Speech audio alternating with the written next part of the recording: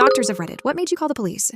A grandmother brought in her grandson, panicking because he wasn't eating and looked both painfully underweight and swollen. She had been taking care of him while the parents were off enjoying a vacation. We rushed him into care and quickly realized he was suffering from extreme malnutrition, one of the worst cases I had ever seen. When I questioned the grandmother about his diet, she handed me a ridiculous list of instructions from the parents. An all-vegan diet that completely lacked any essential proteins or nutrients. The kid was on the verge of heart failure. A few days later, the parents stormed into the hospital, enraged, demanding we discharge their son. The mother, looking torn and stressed, tried to justify it by saying her husband, some gym instructor, had designed the diet. They had some delusional plan to train their kid like an athlete. She admitted she was pressured to follow his absurd expectations, especially after their first son was diagnosed with a disability. Despite the fact that their son was practically on death's door, the father arrogantly dismissed our warnings, claiming his son was perfectly fine. At that point, I had no choice but to call the authorities. The next day, CPS and the police arrived, taking the child into protective custody. The parents, arrested. Turns out, this wasn't their first rodeo. They had already done this to their first son, who now has a neurological disability because of their reckless neglect.